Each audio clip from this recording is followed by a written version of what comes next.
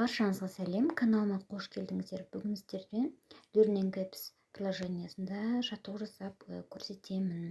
Ол үшін Google-ге барып, мына жерде Learning Apps деп тереміз, осылай шығады, және осыған кіреміз.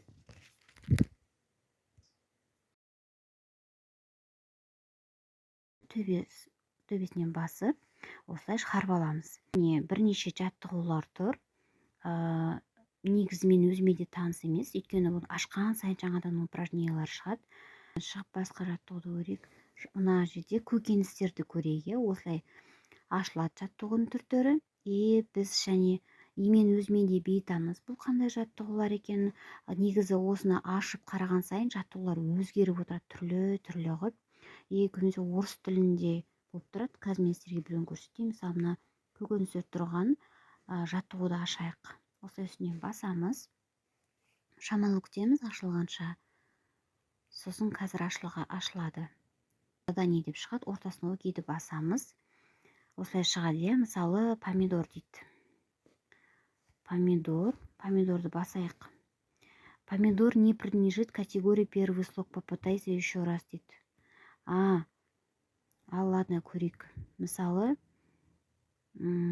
слог.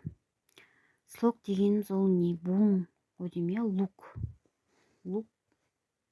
Лук. Міне. Екінші, кукуруза дейді. Кукурузаны бассақ, міне, үшті басайық. Жоқ, кукуруза не принадлежит категории 3 слога дейді. Попытайся еще раз. Ал көрейік. Репаны көрейік. Вот, міне репа дұрыс болды. 4 слога.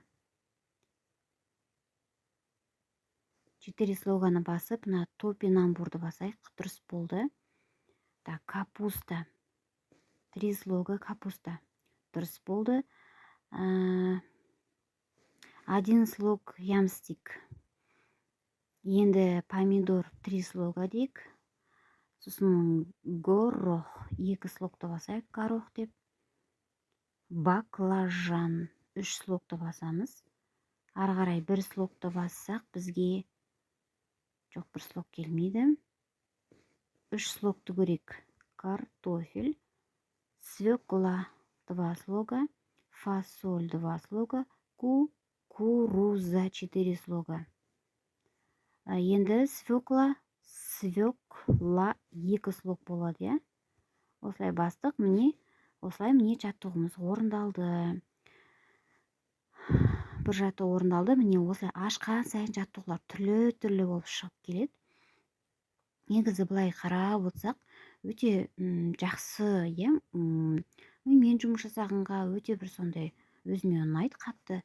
Енді келесі видеоларда сіздерге осылай қалай өз жаттығуларыңызды жаттауға болады. Яғни өзіңіздің керек тақырыбыңызға сай қалай жаттауға болады. Яғни ол көбінесе тест түрінде өте жақсы негізі.